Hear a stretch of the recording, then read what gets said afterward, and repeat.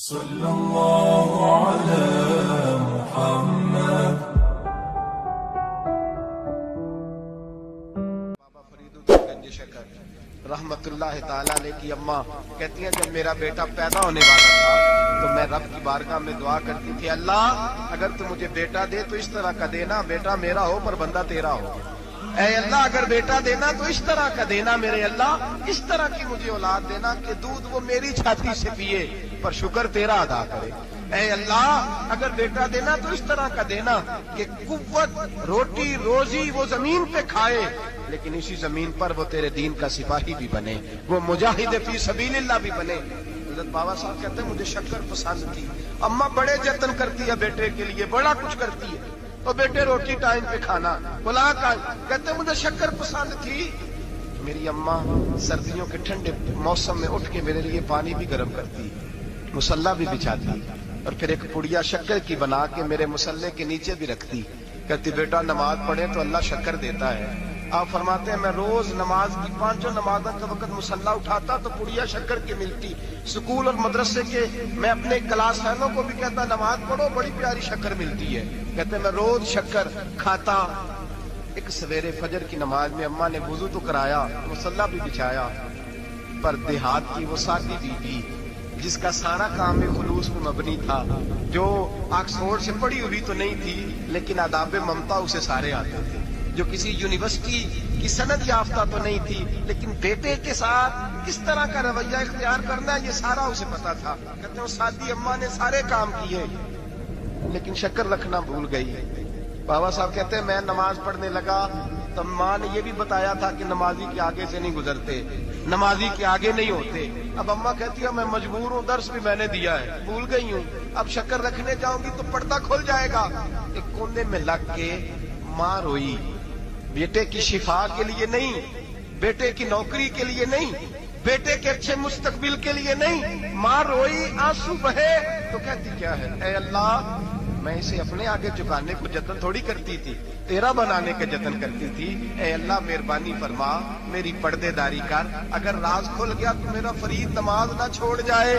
بابا صاحب کہتے ہیں اماں تڑپتی رہی اور میں نے نماز پڑھ کے مصلی اٹھایا، پہلے پڑیا ہوتی تھی اب تو پورا دریا شکر کا بہ رہا ہے۔ فرماتے ہیں میں نے وہ اٹھائی شکر کھائی اور میں نے چیخ کے کہا اماں جلدی آ، آج بڑی لذیذ ہے، آج شکر کوئی انوکھی ہے، اور آج تو کمال شکر دی ہے میرے اللہ نے، ایک پڑیا کی جگہ پورا دریا بہ رہا ہے۔ بابا صاحب رحمت اللہ علیہ فرماتے ہیں میری اماں آئی اور میری اماں نے بازو کھولے تو ماں کی ممتا ہی بتاتی ہے کہ اللہ کی رحمت کس طرح کی ہوتی ہے۔ کہتے ہیں میں نے اماں کے سینے سے لگا تو اماں رو کے کہنے لگی بیٹے پہلے میں شکر دیتی تھی، آج شکر بنانے والے نے شکر عطا فرمائی ہے۔ ساری زندگی پیشانی سے سجدے کا نور نہیں گیا، ساری زندگی وہ لذت عبادت نہیں گئی، اس لیے کہ استاد نے ڈنڈے سے نمازی نہیں بنایا تھا، اس لیے کہ پیر صاحب نے یہ کہہ کہ نمازی نہیں بنایا تھا کہ نماز پڑھو گے تو روٹی میں برکت ہو جائے گی، اس لیے کہ علامہ صاحب کا وہ بات سن کے ہم نمازی نہیں بنے تھے کہ اس نماز میں بتایا جاتا ہے کہ بیماریاں ختم ہو جائیں گی نماز پڑھنے سے، اماں نے رب سے جوڑنے کے لیے نمازی بنایا تھا۔ ساری زندگی بابا صاحب کہتے رہے اٹھ فریدا ستیا جھاڑو دے مسیح، چل ہن اٹھ فریدا ستیا جھاڑو دے مسیح، او تو ستا ہے رب جاگدا تیری ڈاڈے نال فرید۔ ساری زندگی نماز کی ٹریننگ دینا، اپنے بچوں کو اپنے رب سے جوڑنا، اپنے بچوں کو اللہ کے ساتھ ان کا تعلق بنانا، ان کو رب والا بنانا، انہیں رسول پاک کا غلام بنانا، یہ ڈیوٹی ہے ماں باپ کی۔ ایک بہت بڑے محدث ہیں، اتنے بڑے محدث ہیں کہ میرے نبی کریم کی مسجد نبوی میں وہ حدیث کے استاد رہے، حضرت ربیعہ بن عبد الرحمن، نبی پاک کی مسجد نبوی میں حدیث کے استاد، اور حضرت حسن بصری جو جناب علی کے شاگرد ہیں وہ بھی حضرت ربیعہ کے شاگرد ہیں، حضرت امام مالک جو 70 سال تک مدینہ اور مکہ میں حدیث پڑھاتے رہے وہ بھی حضرت ربیعہ کے شاگرد ہیں۔ ان کے والد کا نام تھا عبد الرحمن فروغ۔ تاریخ بغداد میں لکھا ہے کہ بنو امیہ کے دور میں تابعین کے زمانے میں جناب عبد الرحمن بن فروغ گھر سے چلے گئے، ایک روایت ہے بچہ چھوٹا تھا، ایک روایت ہے بچہ ابھی ماں کے پیٹ میں تھا، جہاد کرنے چلے گئے۔ اس دور میں یہ جہاد ہوتا تھا کہ ایک علاقہ فتح کیا تو مسلمان اگلے علاقے میں چلے گئے، اگلا فتح کیا تو اگلے علاقے، ایک کے بعد دوسرے لوگ پلٹ کے نہیں آتے تھے۔ حضرت عبد الرحمن گئے 30,000 دینار بیوی کو دے گئے، کہنے لگے سنبھال کے رکھنا، اور جہاد کرنے نکلے تو 27 سال تک گھر ہی نہیں آئی، اور 27 سال کے بعد آئے اب حضرت ربیہ محدث بن چکے ہیں، مسجد نبی میں حدیث کے استاد ہیں، بیٹا بہت بڑا شیخ بن گیا ہے۔ واپس آئے، ہاتھ میں نیزہ ہے، کالی داڑھی تھی ساری سفید ہو گئی، وجود بڑا تگڑا تھا، کمزوری آ گئی۔ آئے، نیزہ پکڑا ہوا ہے، گھوڑے پہ بیٹھے ہیں، مدینہ منورہ میں گھر ہے، دروازے پہ دستک دی، حضرت ربیہ نے دروازہ کھولا، اندر داخل ہونے لگے تو کہنے لگے بابا تو کدھر گھستا آ رہا؟ کدھر؟ اس نے کہا تو پیچھے ہٹ، تو میرے مکان پہ کب سے قبضہ کر کے بیٹھا ہے۔ بات تیز ہونے لگی، آواز تھوڑی بزرگوں کی بلند ہونے لگی تو اندر سے زوجہ نے سن لیا اور دروازے کی اور سے دیکھنے لگی تو پہچان گئی، کہنے لگی ربیہ پیچھے ہٹ جا، یہ کوئی غیر نہیں ہے، تیرے والد گرامی ہے، یہ تیرے والد ہیں۔ اندر آئے، باپ بیٹا ملے، عصر کی نماز کا وقت ہو گیا، بڑا روئے، 27 سال کے بعد باپ لوٹا، 27 سال کے بعد بڑے روئے۔ نماز کا وقت ہوا تو حضرت ربیہ جلدی سے وضو کیا، مسجد نبوی شریف چلے گئے۔ جناب عبد الرحمان فروغ نے بھی کھانا وانا کھانا تھا، کھانا کھانے بیٹھے تو حکم دیکھے شوہر کیا کرتا ہے، یہ نہیں پوچھا کہ 27 سال حال کیا رہا، پوچھنے لگے میں تجھے 30,000 دینار دے گیا تھا، وہ کدھر ہے؟ تو زوجہ کہنے لگی کھانا کھا لو، اصل کی نماز پڑھ کے آؤ، پھر بتاتی ہوں پیسے کہاں ہیں، آپ کی رقم بڑی اچھی جگہ پہ محفوظ ہے۔ کہتے میں نماز پڑھنے مسجد گیا، اصل کی نماز کے بعد میرے نبی پاک کے منبر پر ایک نوجوان بیٹھا ہے، گھر میں تو ان کا انداز ٹوپی پہننے کا تھا نا، سادے عام لباس میں، مسجد نبی میں جبہ پہنا ہے، سر پہ امامہ ہے، خوبصورت لب و لہجے میں رسول اللہ کے منبر پر بیٹھ کر، نبی پاک کے منبر پر بیٹھ کر، پتہ نہیں آپ کو اس بات کی لذت نصیب ہو رہی ہے کہ نہیں، عام جگہ نہیں، نبی پاک کے حضور کے منبر پر بیٹھ کر نبی پاک کی حدیثیں سنا رہے ہیں، اتنا بڑا مقدر۔ کہتے حضرت امام مالک جیسے لوگ، خواجہ حسن بصری جیسے لوگ کاغذ قلم لے کے حدیثوں کی سماعت کر رہے ہیں، ان سے درس لے رہے ہیں۔ جناب عبد الرحمان کہتے ہیں میری نظر اٹھی، کچھ بوڑھا ہو گیا تھا، کچھ اس وقت وہ ٹوپی میں سادے لباس میں تھے، پہچان نہ پایا۔ ایک شخص سے پوچھا یار ہے تو جوان پر اس کے چہرے کی نورانیت میرے دل کو بھا گئی ہے تو جوان پر اس کا حدیثیں بیان کرنے کا انداز میری طبیعت کو گھائل کر گیا، یہ کون ہے جو نبی پاک کی مسجد میں بیٹھ کے حدیثیں بیان کر رہا ہے؟ کہتے ہیں امام مالک کہنے لگے بابا جی چپ کر جاؤ، ہمارے استاد کے بارے میں اونچے لب و لہجے میں بات نہ کرنا، دیکھتے نہیں کتنے کتنے لوگ بیٹھے ہوئے خاموشی سے۔ تو میں نے کہا مجھے بھی تو بتا دو نا ہے کون؟ تو کہنے لگے کوئی عبد الرحمان فروغ نام کے بزرگ ہیں، یہ ان کے بیٹے ہیں، ربیہ نام ہے۔ کہتے ہیں جب لفظ کہے تو میرے آنسو چھلک کے باہر آئے اور میں حضور کی مسجد میں گر گیا اور رونے لگا کہ یہاں اور میرے رسول پاک سید عالم صلی اللہ علیہ وسلم کے منبر پر اور میرا بیٹا۔ تو میں تڑپ کے گھر گیا اور گھر جا کے میں نے اپنی بیوی کو جب دیکھا تو میرے آنسو نکل گئے، میری بیوی سمجھ گئی کہ یہ میرے محدث بیٹے کو دیکھ آیا ہے۔ کہتے ہیں بیوی رو کے کہنے لگی میں نے آپ کے 30,000 دینار آپ کے بیٹے کو مصطفیٰ کریم کی حدیث کا استاد بنانے میں خرچ کر دی، میں نے وہ 30,000 دینار خرچ کر دی ہیں، 30,000 دینار آپ کا بیٹا میں نے۔ تو کہتے ہیں میں اپنی بیوی کی طرف دیکھنے لگا، میں نے کہا قربان جاؤں، میں اگر اللہ کے دین کے راستے میں تھا تو نے میرے ساتھ نیکی کی ہے، میرا بیٹا بھی دین کے راستے پہ لگا دیا۔ میرے بھائی اللہ سے جوڑا، اللہ سے جوڑا ان لوگوں نے اپنی اولاد۔ بابا فرید الدین مسعود گنج شکر رحمت اللہ تعالیٰ علیہ کے ایک مرید تھے، بابا صاحب سے مرید ہوئے تو بابا صاحب فرمانے لگے ہاتھ مجھے دیا ہے تو میرا ہی رہنے دینا۔ اب جگہ جگہ نہ بھاگتے پھرنا، نوے نوے نہ یار بنائیے وان کمینے والوں کا، اب جگہ جگہ نہ گھومتے پھرنا۔ اس نے کہا حضور ٹھیک ہے صحیح ہو گیا، بس ہر آدمی کے لیے یہ حکم نہیں ہو جس رنگ میں یہ بات کر رہا ہوں اسی رنگ میں لینا، لوگ رنگ بھی بدل لیتے ہیں نا باتوں کا، جس رنگ میں بیان کر رہا ہوں نا وعدے نبھانے کی صرف بات کر رہا ہوں، ورنہ اللہ تبارک و تعالیٰ کا فضل ہے۔ میرے ایک دوست ہیں پیر صاحب، تو وہ مجھے کہنے لگے میں نے اپنے مریدوں کو کہا ہے کسی اور کی تقریر نہیں سننی، کسی اور کی محفل میں نہیں جانا۔ آپ نے بھی کہا ہے کہ نہیں کہا؟ میں چپ کر گیا۔ کہنے لگے آپ بولے نا، کہا کہ نہیں کہا؟ پیار سے کر رہا ہوں، چلو بات آ گئی ہے تو آج کر دیتا ہوں، آپ پیار والے لوگ بیٹھے ہیں نا، کر لوں محبت والی بات۔ تو وہ مجھے کہنے لگے کہ آپ نے بھی کہا ہے کہ نہیں کہا؟ میں نے کہا آپ کو کیا ٹینشن ہے؟ کہنے لگے میں نے آپ کے 2-4 مرید فلاں جگہ بیٹھے ہوئے دیکھے ہیں۔ میں نے کہا میں نے نہیں کہا۔ کہنے لگے کیوں؟ میں نے کہا میرا تو دل کرتا ہے ان سے کہوں کہ ہر جگہ جاؤ، جگہ جگہ جاؤ، جی کو ساڈے ورگا ملیا تو بہ جیا، جی نہ ملیا تو واپس آ جایا، ختم ہو گئی بات۔ اتنی کیا بات ہوئی کہ بندہ منتیں کرتا پھرے، کو مل گیا نا۔ خدا جانے بلندی ہے کہ پستی، پر جہاں میں ہوں وہاں کوئی نہیں ہے۔ हाँ ऐसी क्या बात हुई, आप जाएं जगह जगह जाएं, को मिल गया तो यार जरूर बैठ जाना। वो शाह अब्दुल अजीज दब्बाग रहमतुल्लाह ताला अलैह के पास कुछ लोग मुरीद होने आते थे तो फरमाया करते थे बेटा महीना डेढ़ महीना रहो, कोई चीज मिल गई तो रहना, ना मिली तो कहीं और चले जाना। आपको बांध के थोड़ा रखना है, अगर किसी को कहीं और से खैर मिलती है तो हमें क्या एतराज है। समझ आ रही है मेरी बात की? लेकिन एक बात है, वो मेरा दिल करता है कर दूं, चलो प्यार की बात शुरू हो गई है ना। कुछ बंदे ऐसे होते हैं जिनकी जिम्मेदारी होती है कि भाई तूने नहीं कहीं और जाना, खत्म हो गई बात, तू इधर ही रहे। इस तरह करके ना इस पहलू में बाबा फरीद साहब ने कहा था उस मुरीद से कि हाथ मुझे दिया है तो आप जगह जगह ना देते फिरना। उसने कहा हुजूर खत्म हो गई बात, तय जो हो गई, बुल्ले शाह उदियो जाने, सानू अपनी तोड़ निभा लेंदे। कहा कि किसी अब जगह जगह ना देते फिरना। तो वो आदमी दरिया के किनारे किनारे चल रहा था, सादा आदमी था, देहाती आदमी। ये बहुत पढ़े लिखे लोग कई दफा पूरी बातें नहीं मानते, नाराज ना हो जाना पढ़े लिखे बंदे। और कई मैंने ऐसे देखे हैं बेचारे बिल्कुल अनपढ़ है पर जैसा कर कह दो ना वैसा कर जाते हैं। ये पढ़े लिखे मुझसे नाराज ना हो जाए, चलो 2-4 डिग्रियां मेरे पास भी हैं, समझ ले मेरी तरह के पढ़े लिखे जल्दी नहीं मानते। और कोई सीधे साधे वो इल्म बस करी हो यार, एक कोई हरफ तेनू दरकार, उनको जो कह दो जब कह दो वहां अड़ जाते हैं, सीधे साधे जो इतनी बहस नहीं करते। वो बाबा साहब का मुरीद दरिया के किनारे किनारे जा रहा था तो पैर फिसला तो दरिया में गिर गया, तैरना भी नहीं आता।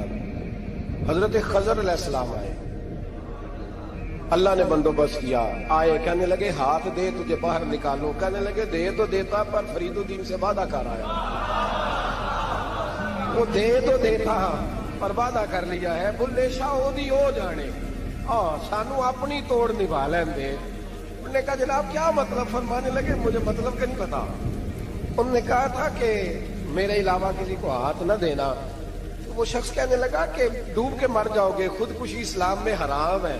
तो कहने लगा वो सादा आदमी था, कहना इस मसले का बाबे फरीद को नहीं पता, उस गल क्यों की थी, उसको नहीं पता था कि डूब के मर जाऊंगा। उसको कहना चाहिए था पाबंद कर, जाओ उसे जाके बता मरने लगा है तेरा मुरीद, जाओ उसे जाके बता, उसे क्या मरने लगा है, उसने वादा नहीं किया था कि मैं आऊंगा, अब जाओ उसे जाके बता।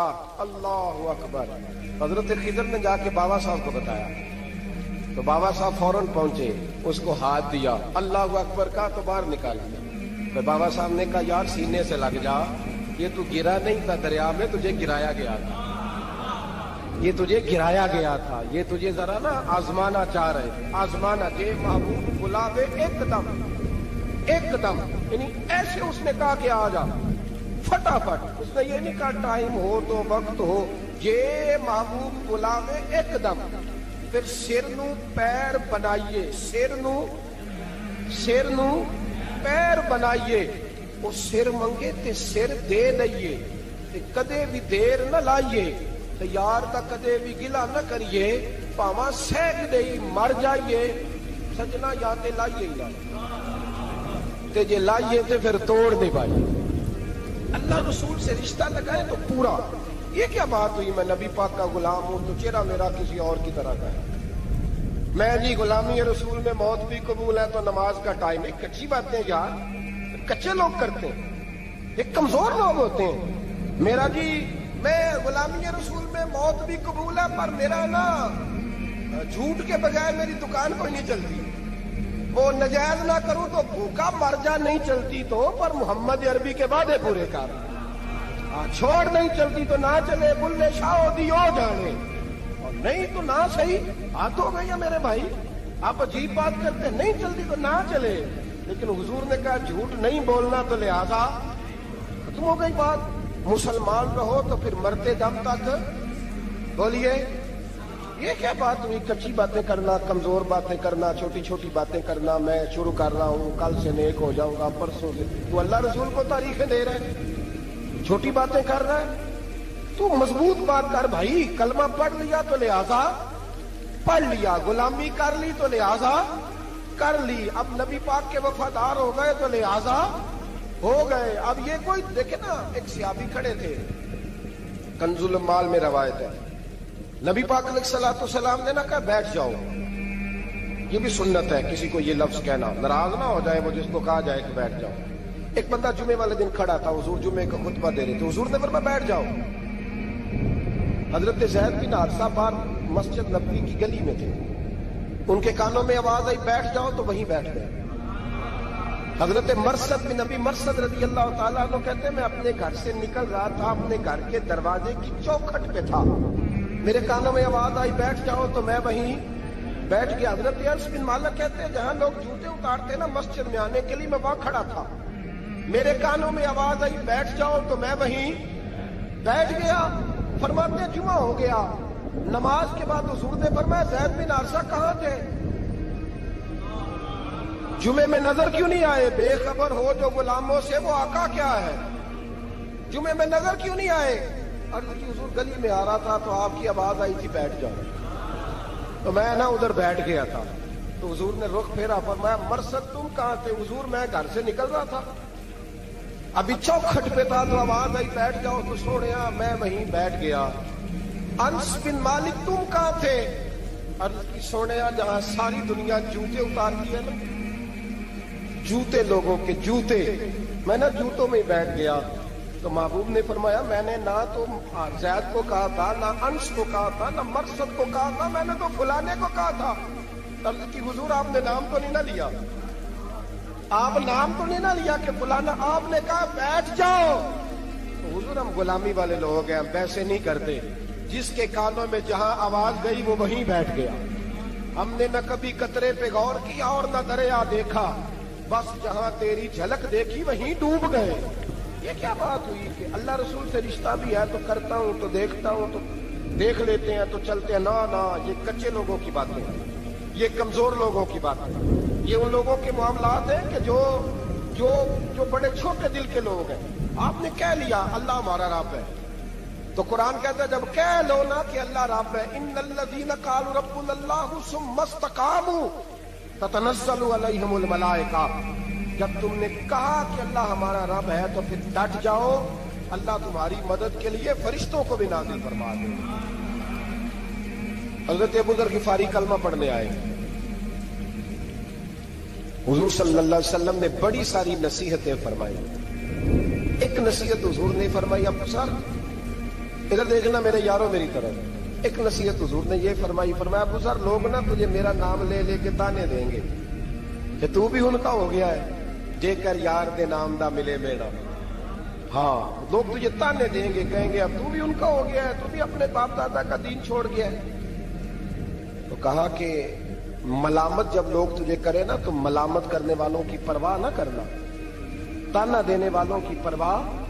تانے بڑے مزیدار ہوتے ہیں، آپ یقین کریں، تانے بڑے مزیدار ہوتے ہیں، بڑے شاندار ہوتے ہیں تانے، اور ان میں نا کئی دفعہ بڑا چسکا ہوتا ہے۔ کبھی کبھی کچھ باتیں یاد آتی ہیں کہ فلاں بندے نے فلاں موقع پہ فلاں بات کی تھی، کبھی کبھی یاد آتی ہے اور دل بھی کرتا ہے اس کو یاد کرائے، پھر خیال آتا ہے کہ یہ بات نہ کرتا تو شاید اللہ اتنا اونچا اڑنے کا موقع ہی نہ دیتا۔ تندی باد مخالف سے نہ گھبرا اے عقاب، یہ تو چلتی ہے تجھے اونچا اڑانے کے لیے۔ تو نبی کریم علیہ السلام نے کہا ابو ذر ذرا غور کیجئے گا بات، کہا لوگ نا تجھے اب تانا دیں گے، برا کہیں گے۔ اب تو جو دین قبول نماز پڑھتا ہے لوگ شاباش دیتے ہیں، تبلیغ کرتا ہے لوگ، اس زمانے میں تو تانے ملتے تھے، لوگ تانے دیں گے، ذرا خیال کرنا۔ کہا یا رسول اللہ بس وعدہ ہو گیا، دے لے جس نے جتنا تانا دینا دے لے، ختم ہو گئی بات۔ حضرت ابو ذر نا یہ اس وقت صحابہ چھپ چھپ کے نمازیں پڑھتے تھے حضرت زید بن ارقم کے گھر میں، دار ارقم۔ وہاں سے باہر نکلنے لگے نا کلمہ پڑھ کے حضور سے وعدہ کر کے، تو دروازے پہ گئے تو ایک صحابی نے کہا کہ ابو ذر ابھی باہر جا کے بتانا نا کہ میں مسلمان ہو گیا، ایک تو لوگ تمہیں تانے دیں گے اور دوسرا ہو سکتا ہے مارے بھی، باہر جا کے بتانا نا ورنہ لوگ نا برا کہیں گے۔ تو حضرت ابو ذر غفاری نے غور سے اس صحابی کا چہرہ دیکھا اور کہنے لگے مشورہ آپ کا ٹھیک ہے پر میں نے ماننا کوئی نہیں، مشورہ آپ کا ٹھیک ہے پر میں کوئی نہیں مانوں گا۔ کہا کیوں؟ فرمانے لگے میں نے ابھی نبی کریم سے وعدہ کیا ہے کہ میں کسی کی پرواہ، میں نہیں پرواہ کروں گا کسی کی، ختم ہو گئی بات۔ مارے جس نے مارنا ہے، دے تانا جس نے دینا ہے، ابھی تو وعدہ کیا یہ کیا بات ہوئی کہ لوگ کہیں گے تو مولوی ہو گیا، لوگ کہیں گے تو غلام ہو گیا، لوگ کہیں گے تو دنیا دار ہو گیا، وہ جی بچے کی شادی پر بینڈ باجا نہ بجایا تو دنیا تانے دے گی۔ دنیا کون ہوتی ہے؟ کبھی آپ نے یہ سوچا ہے کہ آپ نے دو شخصیتوں کو بیچ میں رکھا تو آپ نے وزن کس کا کیا؟ ایک طرف دنیا، دوسری طرف اللہ رسول کا دین۔ کبھی سوچا آپ نے کہ وزن کس کا نکلتا ہے؟ اہمیت کس کو دیتے ہو؟ کبھی سوچا ہے؟ غور کیا ہے؟ خدا کے بندو سوچو تو صحیح۔ ایک طرف دنیا کو رکھا، دوسری طرف اللہ رسول کا دین، اور پھر کہا جی دنیا نہیں مانی تو لہذا میں نے دین پہ عمل نہیں کیا۔ پتہ ہے آپ نے کیا کیا ہے؟ اللہ قرآن میں کہتا ہے لوگوں نے قدر نہیں کی اپنے رب کی جیسی کہ قدر کرنی چاہیے۔ عجیب معاملہ ہے نا یار۔ نبی کریم صلی اللہ تعالی علیہ وآلہ وسلم کہ جو مدینے کے لوگ تھے نا، انہوں نے بڑی قربانیاں دی تھی، اپنی جگہ دی شہر میں۔ یہ مدینہ وہ واحد شہر ہے جو بغیر تلوار کے فتح ہوا۔ مدینے والوں نے کوئی بحث نہیں کی، انہوں نے گردنیں سیدھی سیدھی حضور کے قدموں پہ رکھ دی۔ مدینے والوں نے بڑی قربانیاں دی۔ مکے والے بعد میں مسلمان ہوئے فتح مکہ کے بعد۔ فتح مکہ کے بعد نا ایک جنگ اور ہوئی، ایک جہاد اور ہوا، تو وہاں سے بہت سارا مال غنیمت آیا، بہت سارا مال غنیمت آیا۔ اسلام میں حکم ہے کہ جو آدمی نیا نیا کلمہ پڑھتا تھا نا تو اس کے رشتہ دار اسے چھوڑ دیتے تھے، تعلق ٹوٹ جاتا تھا، تو پھر حکم دیا گیا کہ تالیف قلب کرو۔ مؤلفۃ القلوب ایک پورا عنوان ہے، ان کو مال دو تاکہ وہ گھر بنا لیں، کاروبار کر لیں۔ تو نبی کریم علیہ السلام نے نا جن لوگوں نے مکے میں تازہ کلمہ پڑھا تھا نا ان کو ذرا مال زیادہ دیا۔ یہ بخاری مسلم ہے، حضور نے ان کو زیادہ پیسے دیے۔ مدینے کے جو نوجوان قسم کے لڑکے تھے نا چند، ان میں سے ایک دو نے کہا کہ حضور کے وہ رشتہ دار ہیں نا قریبی، تو رشتہ داروں سے پیار کرنے کا حضور حکم بھی دیتے ہیں، اس لیے نبی پاک نے ذرا توجہ زیادہ فرمائی ہے، وہ بھی عذرائے محبت۔ جیسے بندہ کہہ دیتا ہے نا کہ ماشاءاللہ آپ تو اپنا بیٹا مل گیا ہے، ماشاءاللہ بھائی بھائی بیٹھے ہو آپ مل کے، اس طرح عذرائے۔ سمجھ آ رہی ہے میری بات کی؟ جن لفظوں میں بات بیان کر رہا ہوں ان لفظوں میں سمجھیے گا۔ محبت کے ساتھ کہا کہ وہ اپنے ہیں نا حضور کے، اس لیے حضور کا دل چاہا ہے، حضور حکم دیتے ہیں کہ اپنوں سے صلہ رحمی کرو، اس لیے نبی پاک نے زیادہ دیا۔ بس وہ ایک آدھ آدمی نے بات کر دی تو بات چلنے لگی، چلتے چلتے چلتے چلتے نہ وہ بات میرے محبوب تک بھی پہنچ گئی۔ ترکی خیمے میں حضور بیٹھے تھے تو نبی کریم علیہ الصلوۃ والسلام نے فرمایا بھائی اس طرح کرو، مکے والا کوئی بندہ نہ آئے، صرف مدینے والوں کو بلاؤ، صرف نام لے مدینے والوں کا، صرف جی صرف مدینے والوں کو بلاؤ، فقط ان سے بات کرو۔ مدینے کے لوگ آ گئے، اللہ کے حبیب نے گفتگو شروع کی۔ بات پہلے بھی ہوتی تھی پر آج رنگ نرالا تھا۔ نبی کریم علیہ الصلوۃ والسلام فرمانے لگے مدینے والوں، میں نے یہ بات سنی ہے کہ تم نے کہا ہے کہ حضور اب صلہ رحمی کی وجہ سے ان کو زیادہ نوازنے لگے ہیں۔ عرض کی یا رسول اللہ وہ ایک آدھ نوجوان نے بات کیا، وہ ہماری مشترکہ رائے نہیں۔ حضور علیہ الصلوۃ والسلام آج بات کرنے لگے تو آج جذبات کا رنگ نرالا تھا۔ محبوب فرمانے لگے تم کہو یا رسول اللہ، مکے والوں نے تو آپ کو تکلیف دی تھی، مجبور کیا تھا مکہ چھوڑنے پہ، ہم نے پناہ دی تھی، آپ ہم نے جگہ دی تھی، اپنا شہر پیش کیا، کہو۔ مدینے کے لوگ رونے لگے، عرض کرنے لگے حضور ہم کون ہوتے ہیں اللہ کے نبی کے لیے کوئی چیز دینے والے؟ تو اللہ رسول کا احسان ہے کہ آپ یہاں۔ میں جب پاک پتن شریف جاتا ہوں یا کسی مزار پر میں کھڑا ہوتا ہوں تو وہ جو حالات پڑے ہوتے ہیں ان بزرگوں کے وہ سامنے آتے ہیں کہ یہاں خواجہ نظام الدین محبوب الہی تشریف لائے۔ لیکن اگر کوئی بندہ سوچے تو ہو سکتا ہے کہ اس کا کلیجہ پھٹنے کو آئے جب خواجہ نظام الدین صاحب کہتے ہیں کہ یہ باب جنت ہے نا بابا فرید صاحب کا، کہتے ہیں ایسی باب جنت نہیں، فرماتے ہیں جب بابا صاحب کا وصال ہوا تو بابا صاحب وہیں لیٹے ہوئے تھے جہاں آج ان کی مزار ہے، اور ان کے سرانے بالکل جس جگہ کو لوگ باب جنت کہتے ہیں وہاں میں نے رسول پاک کو کھڑے ہوئے دیکھا ہے۔ اب کوئی آدمی حضور کی خوشبو محسوس، اس کا ایک ارادہ بن گیا نا کہ یہاں حضور کھڑے تھے، اس پر کیفیت کیا تاریخ، اس پر انداز کیا ہو، اس پر وارد کیا ہو، وہ کہاں پہنچ جائے گا ایک دو منٹ کے اندر۔ تو یہ تو اس وقت ہے جب اس کے محسوسات ہوں گے، جب وہ نظریاتی طور پر اس بات سے متفق ہوگا، جب وہ خوشبو محسوس کرنے کی صلاحیت رکھتا ہوگا۔ ایک بات عذرائے محبت ہے، کہہ دیتا ہوں کیونکہ سوالات ہوتے رہتے، کہہ دیتا ہوں۔ اعلیٰ حضرت کے ایک مرید تھے مولانا حشمت علی خان صاحب، بڑے تگڑے آدمی، جن لوگوں کی پوزیشن بڑی سخت فاضل لوگ ہوتے ہیں نا، اور حاضر جواب 1 منٹ سے پہلے پاک پتن شریف گئے تو باب جنت سے گزر کے آئے۔ باب جنت سے کسی ہمارے عالم نے نہیں لکھا کہ جب وہاں سے گزر گیا آپ توبہ نہ کرے اور کوئی اچھا عمل نہ کرے تو جنت میں جائے گا۔ بس یہ کہا کہ ایک دروازہ ہے جہاں خواجہ نظام نے حضور علیہ السلام کو کھڑے دیکھا، گزر جائے کوئی تو الحمدللہ اس کے لیے ایک برکت ہے۔ لیکن کسی شخص نے یہ نہیں کہا کہ اب وہاں سے نکل کے آ جائے اور معاذ اللہ جھوٹ بولے، جو مرضی کرے اور کہ میں جنتی ہو گیا۔ یہ معنی کسی بندے نے بھی بیان نہیں کیا۔ ہاں وہاں سے گزر کے آئے، سچی توبہ کرے، بعد میں اپنے اعمال پہ محنت کرے، اللہ اسے برکت عطا کرے گا۔ فرماتے میں پاک پتن شریف سے ہو کے آیا، رش بڑا تھا، اس کے ایام تھے، تو باب جنت سے گزر کے آیا تو میں بس کی چھت پہ بیٹھ گیا۔ کچھ اور لوگ بھی تھے تو ان میں سے کچھ ایسے صاحبان بھی تھے جن کو بیماری ہوتی ہے چھیڑ کے رکھنے کی، کوئی نہ کوئی بات کیے رہتے، یہ ہو گیا تو وہ ہو گیا، کہتے انہوں نے بات چھیڑ دی۔ مولانا کہاں سے آ رہے؟ میں نے کہا پاک پتن شریف سے۔ تو کہنے لگے کہ آپ وہ بہشتی دروازہ جس کو کہتے ہیں باب جنت، وہاں سے بھی گزرے ہیں؟ میں نے کہا الحمدللہ، لائن تو بڑی لمبی تھی پر موقع مل ہی گیا ہے، گزر گیا ہوں وہاں سے۔ تو کہتے ہیں مجھے سونگنے لگ گیا۔ کہنے لگے پھر تو آپ جنتی ہو گئے ہوں گے، پر آپ کے پاس سے جنت کی خوشبو نہیں آ رہی۔ تنزیہ انہوں نے کہا، تنزیہ۔ تو کہتے انہوں نے طنز کیا تو مجھے بھی حق حاصل تھا، جواب در جواب کی تو اجازت ہونی چاہیے نا۔ میں نے کہا مولانا کیوں آپ کیوں سونگ رہے ہیں؟ کہنے لگے میں نے حدیث پاک میں پڑھا ہے کہ جنتی 500 سال بھی دور ہوگا تو اس کے پاس سے خوشبو آئے گی، یعنی 500 سال لگیں گے ابھی اس تک، تو پھر بھی جنت کی خوشبو آئے گی، تو آپ سے تو کوئی نہیں آ رہی۔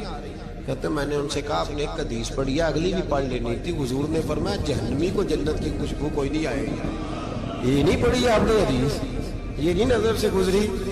تو کہتے اب وہ مولانا مجھ سے معذرت کرنے لگے، کہنے لگے یار آپ تو ناراض ہی ہو گئے۔ تو میں نے کہا بھی آپ نے کیوں چھیڑی بات؟ میں نے آپ سے کوئی ڈسکس کیا؟ آپ نے پوچھا کہاں سے، آپ پھر آپ ہی نے کہہ دیا کہ وہاں سے گزرے کہ نہیں جنتی دروازے سے، پھر آپ نے ہی اعتراض کر دیا، تو پھر ہمیں اتنا تو حق حاصل ہے نا، ہم آہ بھی کرتے ہیں تو ہو جاتے ہیں بدنام، اور تم قتل بھی کر دو تو چرچا نہیں ہوتا، ہمیں بھی تو حق حاصل ہے نا، اتنا تو جواب در جواب ہم دے سکے۔ توبہ کریں تو پھر بدل جائیں، پھر تبدیلی آئے، اور یہ کوئی مشکل کام نہیں، جو بدلنے والے تھے وہ بدل گئے، بڑا کچھ کرتے تھے پر پھر وہ لوگ بدل گئے۔ حضرت فضالہ رضی اللہ تعالیٰ عنہ کہتے ہیں کہ میں بڑا دلدادہ تھا عورتوں کا، اور میرا ماحول یہ تھا کہ میں قتل بھی کر لیتا تھا، معاذ اللہ چوری بھی کر لیتا تھا، اور رات میری طبیعت تھی معاذ اللہ نئی سے نئی عورت کے پاس جانا۔ کہتے ہیں ابو جہل نے اعلان کیا کہ جو نبی پاک علیہ السلام کا سر اقدس معاذ اللہ کاٹ کے لائے گا، نقل کفر کفر نہ باشد، 100 سرخ اونٹ انعام ملے گا۔ تو میں نے ارادہ کر لیا کہ میں بہت سارا انعام حاصل کروں گا۔ قرآن مجید میں نا اللہ فرماتا ہے کہ بہت سارے لوگ ایسے ہیں جنہیں اگر میں رزق میں کشادگی دے دوں، زیادہ پیسے دے دوں، فرمایا باغی ہو جائیں، وہ سرکش ہو جائیں۔ یہ بہت سارے لوگوں کو جو اللہ تبارک و تعالیٰ اعتدال میں رکھتا ہے تو یہ ان کے لیے بہتر ہے۔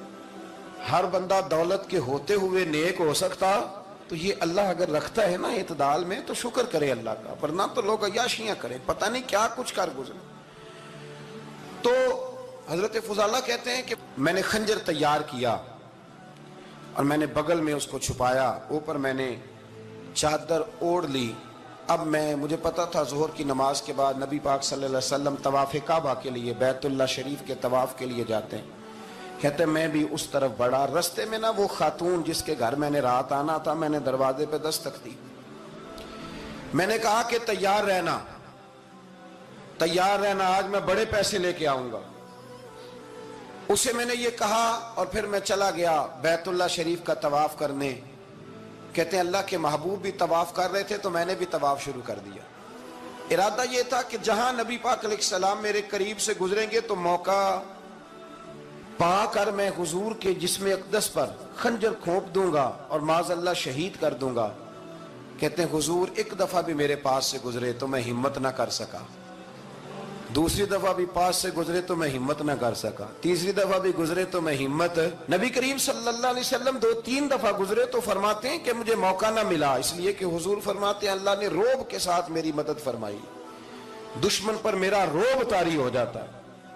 फरमाते हैं जब चक्कर पूरे हो गए तो महबूब करीम ना छठे चक्कर पे फरमाने लगे, फुजाला चक्कर एक रह गया है, बेखबर हो जो गुलामों से वो आका क्या है, एक फेरा रह गया। कहते तवाफ मुकम्मल हो गया तो महबूब मेरे करीब आए, फरमाया वो काम करते क्यों नहीं जिसके लिए आए थे।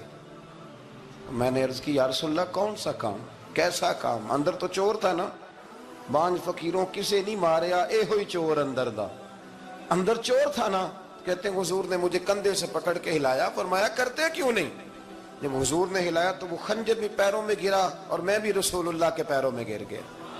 मैंने कहा हुजूर मुझे कलमा पढ़ा दें। कहते हैं हुजूर ने पहले मेरे दिल पे दस्ते मुबारक फेरा, फिर मेरे नबी ने मुझे कलमा पढ़ा दिया।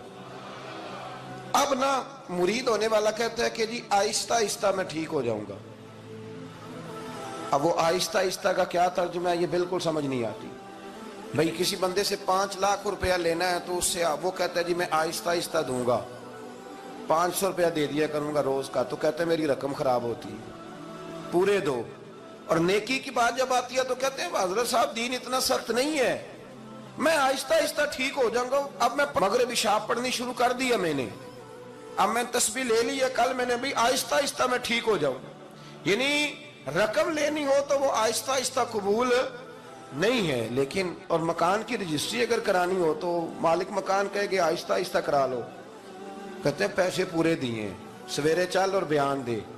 ये क्या बात हुई? यहां ये जो हमारा माहौल था ना, कर लेंगे हो जाएगा, यकीन करें लोग कब्रों में चले गए हैं पर मस्जिदों में नहीं आए। हर काम से लोग रिटायर हुए पर गुनाहों से रिटायर नहीं हुए। आखिर तक तबाही उतर गई लेकिन लोग बदलने को तैयार ना हुए। हजरत फुजाला कहते हैं अभी मैंने कलमा पढ़ा, अभी मैं वापस आया, रास्ते में वो बीबी खड़ी थी। कहते मैं वो शख्स था कि औरतें मरती थी मेरे ऊपर और किसी की जुर्रत थी कि वो आए बाएं शाएं करे, लेकिन फरमाते हैं मैं बीबी के पास से गुजर गया। पहले तो उसका ख्याल था रुकेगा, लेकिन जब मैं रुका ना तो दरवाजे पे आई, और जब मैं गुजर गया तो उसने आवाज दी, लेकिन मैंने सुनी अनसुनी कर दी। जब आगे बढ़ा तो मेरे पीछे दौड़ी। फरमाते मुझे पकड़ के कहने लगी फुजाला तुझे क्या हुआ, तू वही नहीं जो यहां से गया था। आप फरमाते मैं कभी नहीं रोया था, मैं कभी नहीं रोया था। और जब कहा ना तो वही नहीं, कहते मैंने सर उठाया तो मेरी आंखों में आंसू थे। मैंने कहा मैं जो गया था वो नहीं हूं, अब तो मैं मोहम्मद अरबी का गुलाम बन गया, अब मैं वो नहीं हूं। अब नहीं हो सकता कि कोई मेरी नजर मैली हो जाए, ये कैसे मुमकिन। अब ना इस्लाम की तारीफ हमने ये की है कि खबरदार कोई हमारे करीब ना आए, हम किसी को बात नहीं करने देते कि हम मुसलमान हैं, हम बात नहीं करने देते। पता क्या बात है, एक मेरी ये तकरीर होती है मिंबर पे और एक मेरा अमल होता है जब मैं सफर करता हूं, जब मैं गाड़ी में बैठता हूं, जब मैं दोस्तों से मिलता हूं। जब इन दोनों बातों में तजाद आता है ना, तजाद, तो लोग तकरीर को जज्बात नहीं कहते, एक फन बन जाती है तकरीर। आपको पता है ना वाइजीन नाथ खां कहते हैं मैंने महफिल लूट ली, फिर लोग शुमार करते हैं कितने लोगों ने सुभान अल्लाह कही, फिर लोग शुमार करते हैं कि आज 5 बंदे रोए भी थे जब मैं तकरीर कर रहा था। तो फिर ये फन है, ये जज्बात का इजहार। समझ ले बात को कि अमल जब आप नहीं ना करते अमल, तो आप खुद बड़े बेचैन रहते हैं कि यार ये मैं क्या कर रहा हूं, ये कौन सा गोरख धंधा है कि मेरा अमल सिफर होता जा रहा है। हमारे एक उस्ताद थे तो वो फरमाया करते थे कि अगर पढ़े लिखे आदमी को तुम बेअमल देखो तो उससे दूर हट जाया करो, वरना तुम्हें भी बेअमल कर देगा। मैंने उनसे अर्ज की, मैंने कहा हुजूर ये क्या है, तो फरमाने लगे अपने हजरत साहब से पूछना, वजाहत करेंगे। मैंने हजरत साहब से कहा जी अजीब बात कर दी है, इल्म वाले बंदे के पास बैठ के तो इल्म आता है। तो वो फरमा रहे थे कि इल्म वाले बंदे के पास अगर वो बेअमल हो तो बिल्कुल ना बैठना। तो हजरत साहब फरमाने लगा उन्होंने सही कहा है। अब बात बहुत बड़ी है, पता नहीं आपकी समझ में आती है नहीं आती, बहरहाल कर देता हूं। पढ़ा लिखा बंदा अगर बेअमल हो तो उसके पास تو میں نے کہا حضور کیوں؟ فرمانے لگے اس لیے کہ وہ اپنی بے عملی پر بھی دلائل دے گا، وہ بے عملی پر بھی دلیلیں قائم کرے گا کہ یہ وجہ ہے تو اس لیے میں ایسے کر رہا ہوں۔ تو چونکہ وہ بے عمل ہے اور ہے پڑھا لکھا، نبی کریم صلی اللہ علیہ وسلم کے غلام نہ پل بھر میں بدل جاتے تھے۔ اور اللہ تعالیٰ بھی نا بڑے موقع دیتا ہے ہمیں، بڑے موقع۔ حضور نے فرمایا جس نے ایمان اور احتساب کی نیت سے روزے رکھے وہ نئی زندگی کا آغاز کرے، اس لیے کہ اللہ نے اس کے پچھلے سارے گناہ معاف فرما دیے۔ میرے نبی کریم علیہ الصلوۃ والسلام نے فرمایا جو شخص بیمار ہو گیا، مریض ہو گیا، اور نسائی شریف میں فرمایا کہ 3 دن تک بستر پہ رہا اور اس نے شکوہ نہ کیا اللہ کا، اور جب وہ شفا یاب ہو کے بستر سے اٹھا ہے نا، تب اللہ نے اس کے پچھلے سارے گناہ معاف فرما دیے۔ اور فرمایا جو حج کرنے گیا، حج کر کے واپس آیا، اللہ کے حبیب فرماتے ہیں یوں سمجھے کہ میں آج ہی ماں کے پیٹ سے پیدا ہوا۔ بڑے موقع اللہ نے دیے، بڑے موقع، بڑے سارے موقع عطا فرمائے کہ میں تیرے پچھلے گناہ معاف کر دوں گا، تو بھی تو نئی زندگی کا آغاز کرنا، تو بھی تو شروع کرنا نئے سرے سے، تو بھی تو بدل کے آنا، تو بھی تو اپنے اندر تبدیلی پیدا کرنا۔ اللہم صلی